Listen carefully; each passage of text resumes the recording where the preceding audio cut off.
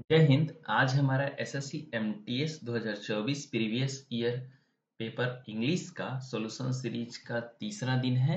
तो चलिए हम स्टार्ट करते हैं। जो पहला क्वेश्चन है, select the most appropriate meaning of the underline idiom. ये जो नीचे दिया गया सेंटेंस है, इसमें ये जो अंडरलाइन इडियम दिया गया है, इसका आपको राइट मीनिंग बताना है। ही gnashed his teeth at his son's actions। देखिए, gnash one's teeth या his teeth, your teeth। gnash का मतलब होता है पीस, दांत पीसना। gnash का मतलब क्या होता है? दांत पीसना। तो आप दांत कब पीसते हैं? जब आपको गुस्सा आता है। किसी को भी जब गुस्सा आता है तो अमूमन व्यक्ति दांत पीसता है। तो उसे हम बोलते हैं gnash one's teeth, यानी एक्सप्रेस्ड रेज, गुस्सा जाहिर करना, क्रोध व्यक्त करना। ऑप्शन नंबर बी जो है वो आपका राइट आंसर है। इसका मतलब है क्रोध व्यक्त करना।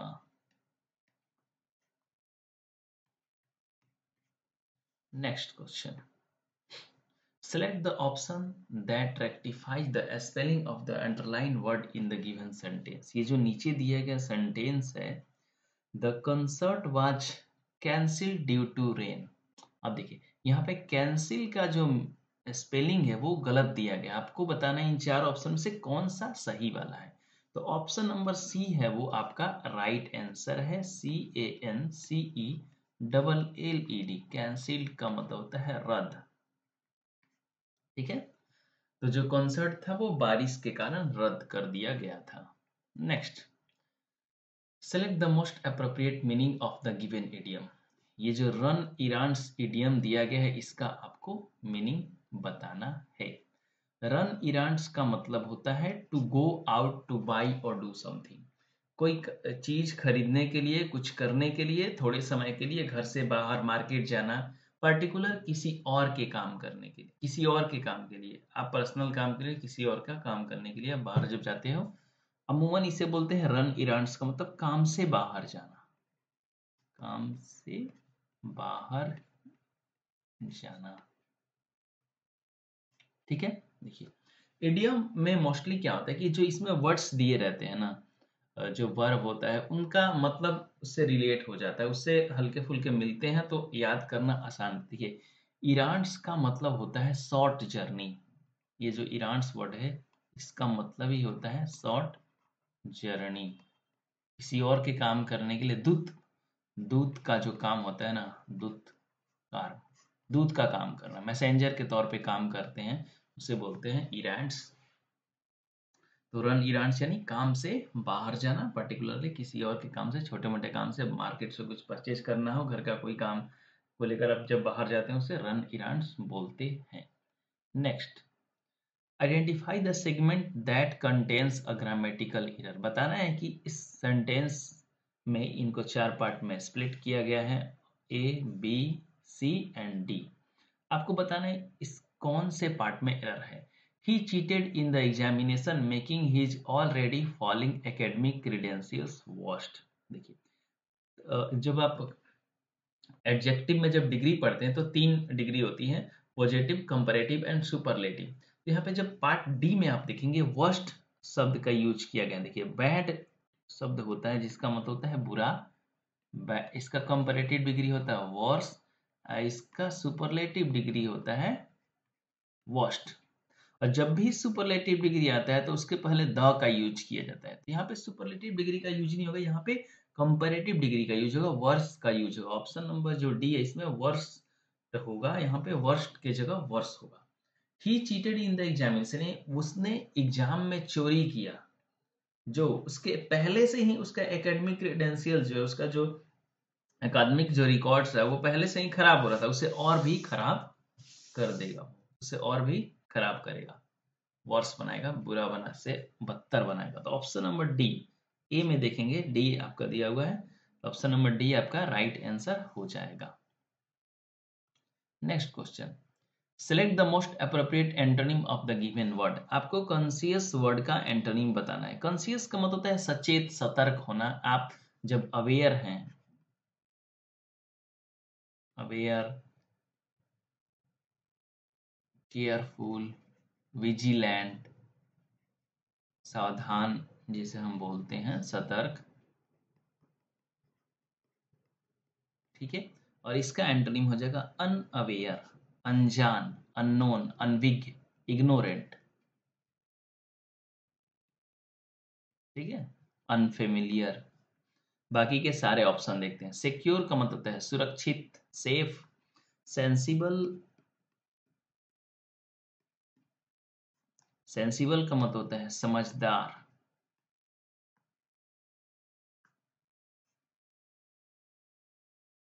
सेंटिमेंटल यानी इमोशनल होता है, भावुक। Next, select the most appropriate option to fill in the blanks. यहाँ पे इस सेंटेंस में दो ब्लैंक्स है, इन दोनों ब्लैंक्स में दो दो ऑप्शन दिए गए हैं, क्या फील होगा आपको इसमें बताना है।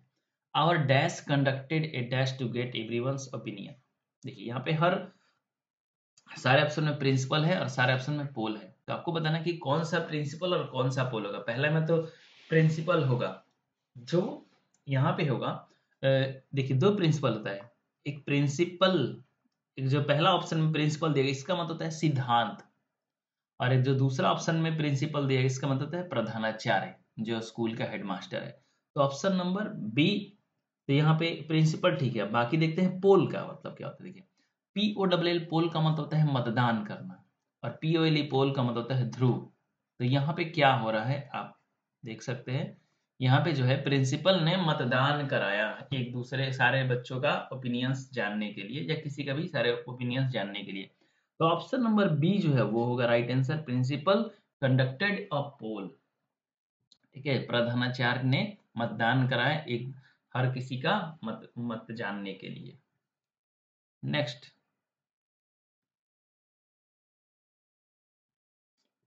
फॉलोइंग सेंटेंस है, इस सेंटेंस को चार पार्ट में डिवाइड किया गया है, आपको बताना है कि किस पार्ट में एरर है। He is waiting at airport to receive mister Smith who is coming from South Africa. तो यहाँ पे देखेंगे एट एयरपोर्ट के बजाय यहाँ पे एट द एयरपोर्ट होगा।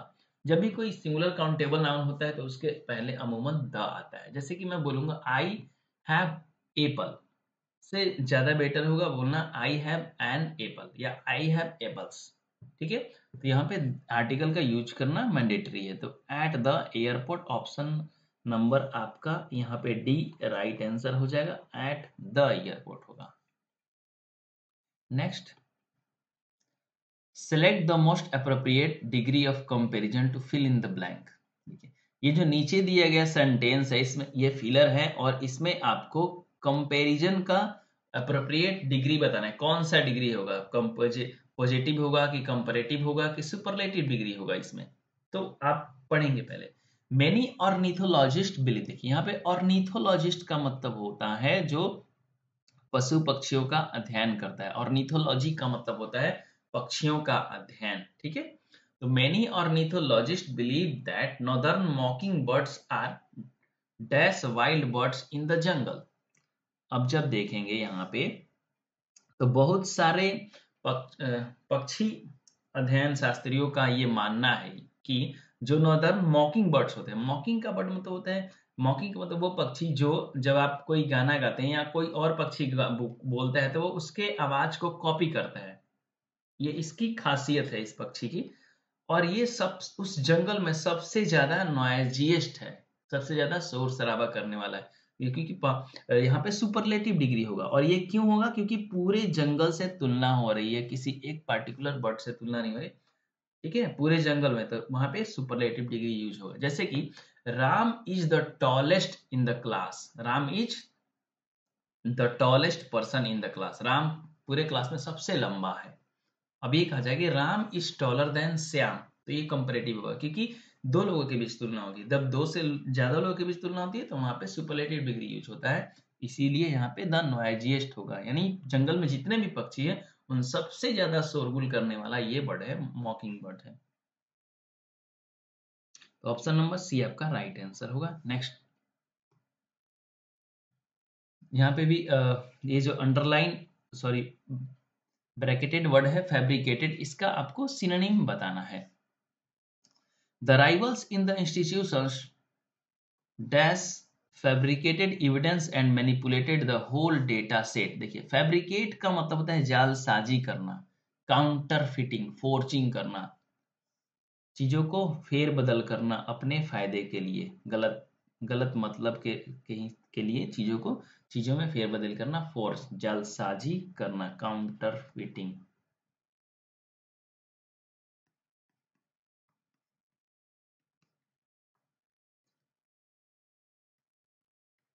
जालसाजी करना।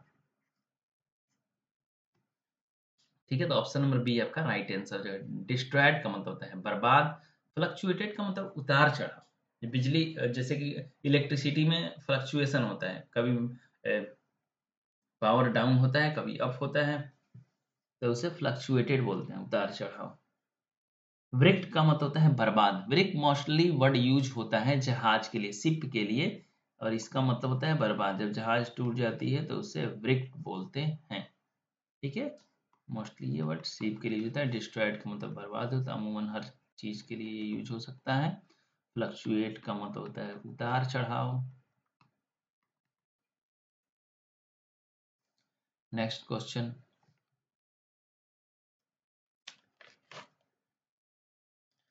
The following sentence has been split into. इसमें भी चार पार्ट में सेंटेंस को बांटा गया है। Tina drop behind of college and went straight into a good job. इसमें बताना है कि किस पार्ट में एरर है। देखिए यहाँ पे ड्रॉप, जब आप कोई काम करना छोड़ देते हैं, बीच में से कोई कोर्स ऑफ एक्शन को आप एबंडन कर देते हैं, त्याग कर देते हैं, तो उसके लिए यूज होता है drop of, drop out of होता है, ड्रॉप आउट ऑफ।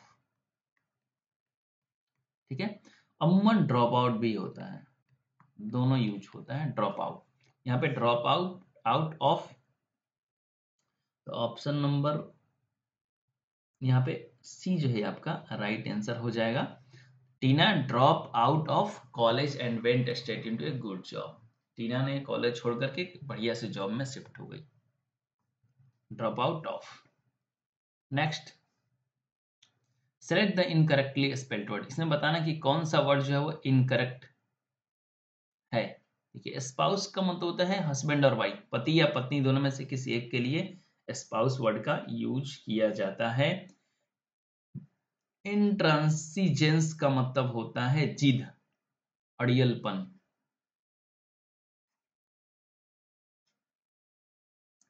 इनडेंजर्ड, देखिए यहाँ पे इनडेंजर्ड में ENDAN होता है, GERAD। इंडेंजर्ड का मतलब खतरे के घेरे पे, खतरे के कगार पर। ये मोस्टली वर्ड यूज होता है जब कोई पशु पक्षी जीव, इस धरती के जो भी कोई प्राणी है वो उसकी प्रजाति लुप्त होने वाली है, उसके लिए इंडेंजर्ड वर्ड का यूज कर सकते हैं। लुप्त प्राय यानी जो लुप्त होने वाला है, लगभग उसका खत्म होने वाला है, खत्म खत्म के कगार पे है। अनएम्बिग्यूअस, देखिए एम्बिग्यूअस का मतलब होता है अस्पष्ट, यानी ऐसा कोई वर्ड जिसके एक से ज्यादा मीनिंग हो, या ऐसा कोई चीज जो क्लियर ना हो, उसके लिए एम्बिग्यूअस वर्ड का यूज करते हैं। और उसके पहले UN प्रीफिक्स लग गया तो इसका मतलब ये उसका उल्टा बन गया, तो ये हो जाएगा आपका अस्पष्ट, ये हो जाएगा क्लियर। नेक्स्ट, तो ऑप्शन नंबर सी यहाँ पे राइट आंसर हो जाएगा, इंडेंजर्ड। आपको बताना है इस सेंटेंस के किस पार्ट में एरर है। My friend Priya looks more cheerful today as she celebrates her birthday. ठीक है, देखिए यहाँ पे जो पार्ट बी है, प्रिया लुक्स मोर चीयरफुल, वैसे देखा जाए तो ये एरर नहीं माना जाएगा बड़े लेवल पर, एक बहुत माइनर एरर है। जैसे कि यहाँ पे माय फ्रेंड कॉमा है, उसके बाद प्रिया के बाद भी कॉमा होगा, क्योंकि ये जो लुक्स है ये इसके अकॉर्डिंग आएगा, इसके लिए आएगा। ठीक है, my friend looks more cheerful today, तो ऑप्शन नंबर बी यहाँ पे राइट आंसर होगा। माय प्रिया के बाद यहाँ पे कॉमा आएगा। अब देखिए ऐसा क्यों होगा, जैसे कि आप बढ़ते, Ashoka the great king was very courageous. ठीक है, ऐसा एक सेंटेंस होता है, तो यहाँ पे कॉमा आता है, अशोका उसके बाद कॉमा, फिर द ग्रेट किंग, फिर कॉमा, फिर उसके बाद आएगा वाज वेरी करेजियस, ये स्ट्रक्चर होता है। ठीक है, तो यहाँ पे प्रिया तो यहाँ पे जो कॉमा है मतलब एरर जो है काफी माइनर एरर माना जाता है इसे, कॉमा ये सब वगैरह पंक्चुएशन का एरर नहीं, पर ठीक है दिया है तो ठीक है। Next question, select the option that will improve the underline part. यहाँ पे वर्ड बाय वर्ड का को इम्प्रूव करना है कि क्या वर्ड बाय वर्ड सही है, इसके बदले कौन सा आएगा। Arun ask Smita to copy the content of the document word by word. Arun ने अस्मिता से कहा कि जो डॉक्यूमेंट का कंटेंट है इसको वर्ड बाय वर्ड कॉपी करो। अब देखना है वर्ड बाय वर्ड गलत है या सही है। देखिए एक्चुअली यहाँ पे होगा word for word. Option number A आपका राइट आंसर हो जाएगा, वर्ड फॉर वर्ड। और इसका मतलब होता है शब्द स। अभी मैं इसको डिटेल में बताता हूँ क्या है तीनों का मतलब। ये शब्द स का मतलब है कि एग्जैक्ट कॉपी करो। कॉपी करना, जब आपसे कोई कहता है कॉपी कर, तो मतलब सिंपल से उसका मतलब ये था कि जो उसमें लिखा है वो कॉपी करना है हमें, चाहे वो गलत है सही है उससे मतलब नहीं है, हमें बस कॉपी करना है। तो एग्जैक्ट जो भी लिखा है उस डॉक्यूमेंट में उसका हमें कॉपी करना है। वर्ड फॉर वर्ड का ये मतलब होता है। और यहाँ ये है word by word. Word by word का मतलब होता है एग्जामिन करना। वर्ड बाय वर्ड का मतलब होता है एग्जामिन करना, किसी को देखना, खास करके एक पर्टिकुलर वर्ड पे। जैसे कोई डॉक्यूमेंट दे दिया गया आपको, अब आप उसमें जांच करें, केयरफुली जांच करते हैं, एग्जामिन करते हैं केयरफुली, ध्यान से उसमें देखते हैं कुछ गलत है सही है नहीं। तो इसमें साफ साफ लिखा है कि आपको कॉपी करने के लिए बोला जा रहा है, तो उसके अकॉर्डिंग कॉपी वाला यूज होगा। तो वर्ड फॉर वर्ड शब्द से आप कॉपी करते हैं। ठीक है, एक और वर्ड है यहाँ पे वर्ड टू वर्ड। यहाँ पे वर्ड टू वर्ड का यूज होता है वर्ड विथ वर्ड और वर्ड पार वर्ड का मतलब ये तो कोई मतलब कि नहीं है, इडियोमेटिक एक्सप्रेशन नहीं है। वर्ड टू वर्ड एक है और इसका मतलब ये होता है कि लिटरली ट्रांसलेट करना। जब आपको कोई सेंटेंस दिया गया, बोला कि इसका वर्ड टू वर्ड, इसका दूसरा अल्टरनेटिव इक्विवेलेंट वर्ड बोलते हैं उसको, शब्द से ट्रांसलेट करते हैं, तो उसे बोलते हैं वर्ड टू वर्ड।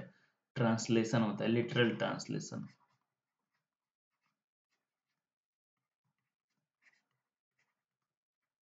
ठीक है, next question number 14। In the following sentence, the underlined part contains an error. Select the correct alternative. तो आपको बताना है यहाँ पे अंडरलाइन जो वर्ड है बिग, यहाँ पे इसमें इसका राइट कौन सा होगा। जाहिर सी बात है बिगर होगा, क्योंकि यहाँ पे दैन का यूज हुआ है। कंपैरेटिव डिग्री में हमेशा दैन का यूज होता है। द न्यू अलमीरा is bigger than this one. ये जो नया वाला अलमीरा है इस वाले से बड़ा है। ठीक है, दो अलमीरा के बीच में कंपैरिजन यहाँ पे हो रहा है, तो कंपैरेटिव डिग्री का यूज होगा। Next, identify the odd word from the given sentence. ये जो है आपका रीजनिंग का क्वेश्चन है, लेकिन इंग्लिश में दे दिया गया golf, billiards, table tennis, carrom. यहाँ पे देखिए ये जो बिलियर्ड्स है, टेबल टेनिस है, कैरम है, ये सारे इंडोर गेम हैं, सारे इंडोर गेम हैं। और ये गोल्फ जो है वो आपका आउटडोर गेम है। ठीक है, तो इस आधार पर ऑप्शन नंबर ए आपका राइट आंसर हो जाएगा।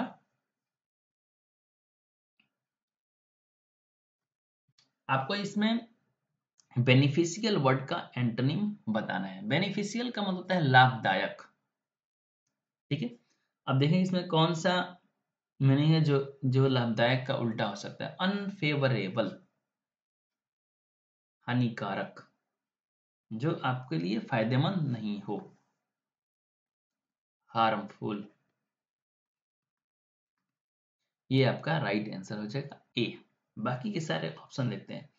अनफैदमेबल, देखिए फैदम क्या होता है, फैदोमीटर होता है समुद्र में गहराई को मापने के लिए फैदोमीटर का यूज किया जाता है, फैथम, है ना।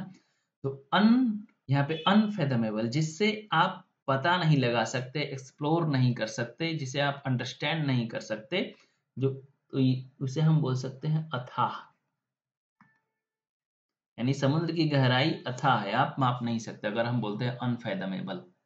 ठीक है, अनअप्रोचेबल, अनअप्रोचेबल किसी पर्सन के लिए, किसी इंस्टीट्यूशन के लिए यूज किया जाता है जिसे जो अनफ्रेंडली होता है। अनअप्रोचेबल का मतलब अनफ्रेंडली, जो मिलनसार नहीं हो। अप्रोच का मतलब है पहुंचना, किसी के पास अप्रोच करना अनअप्रोचेबल, यानी उस व्यक्ति के पास आप नहीं जा सकते, बातचीत नहीं कर सकते क्योंकि वो फ्रेंडली नहीं है। अनवारंटेड मतलब अनुचित होता है, अनफेयर।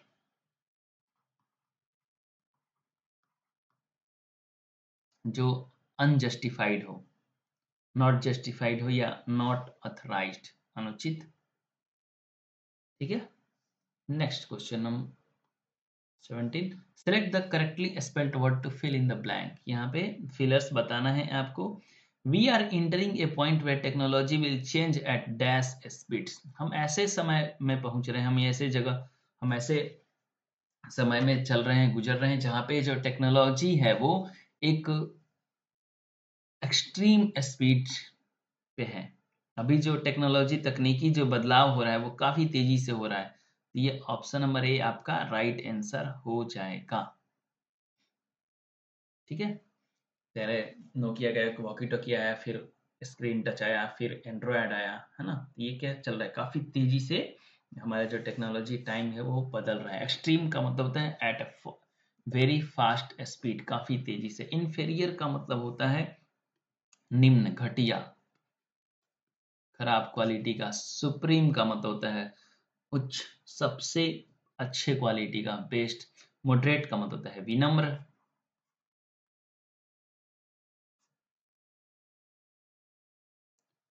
नेक्स्ट, इसमें भी आपको फिलर बताना है।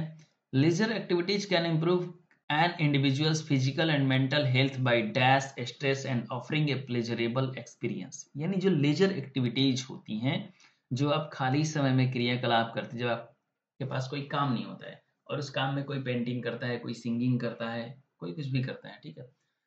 तो ये जो है ये आपके इंडिविजुअल्स शारीरिक और मानसिक हेल्थ को क्या कर सकता है, ये इम्प्रूव कर सकता है बाई, क्या करके, बाई डैश स्ट्रेस, स्ट्रेस को कम करके। तो स्ट्रेस को कम करते हैं तो रिलीविंग क्या हो जाएगा, रिलीफ का मतलब होता है मुक्त, रिलैक्स, आराम देना। तो स्ट्रेस को खत्म करके ये आपको एक प्लेजरेबल एक्सपीरियंस देता है। ठीक है। तो ऑप्शन नंबर सी यहाँ पे राइट आंसर हो जाएगा, रिलीविंग। कंस्ट्रक्टिंग का मतलब होता है पुनः निर्माण, कंस्ट्रक्शन का मतलब होता है निर्माण होता है, रिकंस्ट्रक्शन, रिकंस्ट्रक्शन का मतलब पुनः निर्माण हो जाएगा, पुनर्निर्माण। इरिटेटिंग का मतलब होता है चिड़चिड़ा, कोई पर्सन है जो इरिटेटिंग हो, चिड़चिड़ा हो। अपसेटिंग का भी मतलब हो जाएगा सेम, चिड़चिड़ा, इरिटेटिंग और अपसेटिंग। ठीक है। नेक्स्ट, आपको एंटोनिम बताना है इंटाइस वर्ड का। देखिए, इंटाइस का मतलब होता है लुभाना, किसी को मोहित करना, प्रलोभन देना। एल्यूर, ऑप्शन नंबर ए आपका राइट आंसर हो जाएगा, एल्यूर, कैप्टिवेट।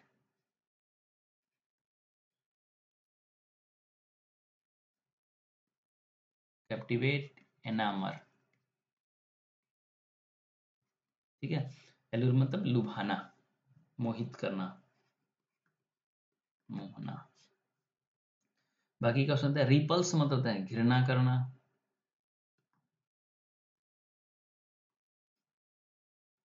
इनवाइट, आमंत्रित करना। टेंगल का मतलब होता है उलझन, परेशानी, समस्या, दुविधा।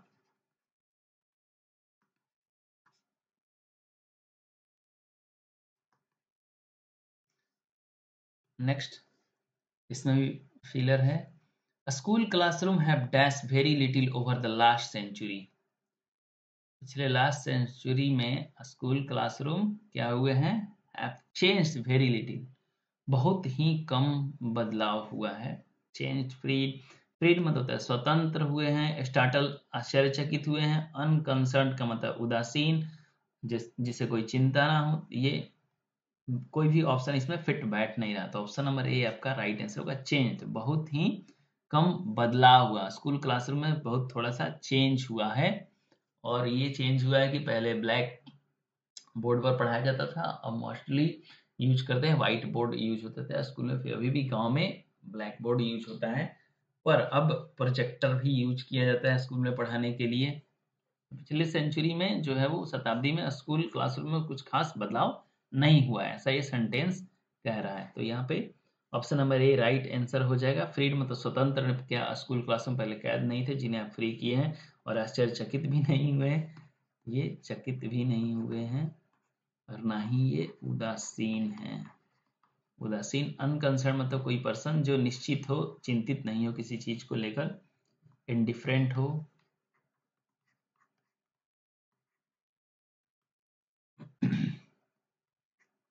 ठीक है,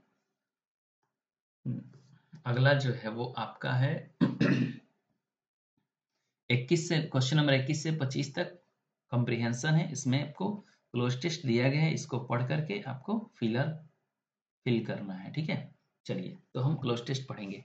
dolphins dash regarded as the friendliest creature in the sea and stories of them helping drawing sailors have been common since Roman times।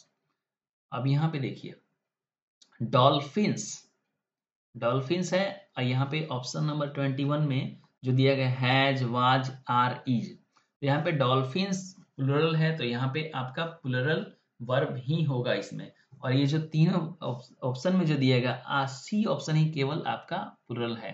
तो dolphins are regarded at the friendliest creature, यानी जो डॉल्फिन होती है वो सबसे ज्यादा creature में सबसे ज्यादा फ्रेंडली होती है। कहाँ पर? सी में, समुद्र में जितने भी क्रिएचर हैं उनमें सबसे ज्यादा मतलब कि फ्रेंडली जो है वो डॉल्फिन है। और उनकी जो कहानियां हैं, बहुत सारे सेलर को डूबने से उन्होंने बचाया है since Roman times, Roman time से ही उनकी कहानियां प्रचलित हैं कि डॉल्फिन जो होती हैं वो बहुत सारे लोगों को हेल्प करी हैं, डूबने से बचाया है। ठीक है, तो ऑप्शन नंबर सी जो है वो आपका राइट आंसर हो जाएगा, डॉल्फिन आर रिगार्डेड। नेक्स्ट पढ़ते हैं अगला sentence. The more we dash about dolphins, the more we realize that their society is more complex dash people previously imagined। The more we dash about dolphin, तो option 22 का option देखते हैं, learns, learning, learn and learn. Option number D यहाँ पे right answer हो जाएगा 22 में। अब पूछेंगे क्यों? क्योंकि द मोर, वी के बाद वी प्लुरल है तो उसके लिए लर्न्स नहीं होगा, यहाँ पे लर्न होगा। तो जितना ही डॉल्फिन्स के बारे में पढ़ते हैं, द मोर वी रियलाइज, ये क्या है? पैरेललिज्म है, यहाँ पे पैरेलल सेंटेंस है प्रेजेंट इंडेफिनिट टेंस में, जैसा यहाँ पे होगा वैसा यहाँ पर भी होगा। तो जितना ही हम उनके बारे में जानते हैं उतना ही हमें पता चलता है, हम महसूस करते हैं that their society is more complex, कि उसकी जो सोसाइटी है वो बहुत ज्यादा कॉम्प्लेक्स है, जटिल है, जितना कि लोगों ने पहले इमेजिन किया था। कॉम्प्लेक्स देन, तो ऑप्शन नंबर 23 का ऑप्शन नंबर सी हो जाएगा, देन पीपल प्रीवियसली इमेजिन। जब आप तुलना करते हैं, जब पहले आपने तुलना किया था, जितना आपको लगा था उससे कहीं ज्यादा ये कॉम्प्लेक्स है, तो इसलिए यहाँ पे देन का यूज होगा। Option number C right answer हो जाएगा। आगे बढ़ते हैं। They look dash other dolphins when they are ill, care for pregnant dash and protect the weakest in the community as we do। अब जैसे हमारे समाज में, मनुष्य के समाज में हम एक सामाजिक प्राणी हैं, और हमारे आसपास जब किसी को कोई कष्ट होता है, परेशानी होता है, तो हम उसे हेल्प करते हैं, मदद करते हैं। उसी तरीके से डॉल्फिन भी क्या करती हैं? दे लुक, अब देखिए लुक आफ्टर का मतलब होता है देखभाल करना। वे दूसरे डॉल्फिन्स की देखभाल करते हैं व्हेन दे आर इल, जब वे बीमार होते हैं। ठीक है, तो option number C right answer हो जाएगा 24 का। They look after other dolphins when they are ill, care for pregnant dash. अब प्रेग्नेंट कौन होता है? केयर फॉर प्रेग्नेंट, यहाँ पे डैश, यहाँ पे ब्रदर्स है, फादर्स है, अंकल्स है, नहीं, प्रेग्नेंट कौन आएगा? मदर्स। ऑप्शन नंबर ए, 24 का ऑप्शन नंबर ए। एट जो प्रेग्नेंट माताएं होती हैं उनका भी केयर करती हैं, protect the weakest in the community, और कम्युनिटी में, उनके समुदाय में जो सबसे कमजोर व्यक्ति होते हैं उसकी सुरक्षा करते हैं, जैसा कि हम लोग करते हैं। तो दोस्तों ये रहा हमारा सेट नंबर 3 एसएससी एमटीएस 2024 का इंग्लिश पेपर का सोल्यूशन था। कैसा लगा आपको कमेंट में हमें जरूर बताएं। ठीक है, अगर आपको किसी प्रकार का कोई डाउट हो तो वो हमसे पूछ सकते हैं। आप हमें टेलीग्राम पे, आप हमारे टेलीग्राम चैनल पर जुड़ सकते हैं। आप हमें अगर कोई इशू हो तो इंस्टाग्राम पे डायरेक्ट डीएम कर सकते हो, उसके लिए मैं आपको लिंक डिस्क्रिप्शन में डाल दूंगा। तो चलिए दोस्तों, मिलते हैं अपने नेक्स्ट वीडियो में, तब तक के लिए धन्यवाद।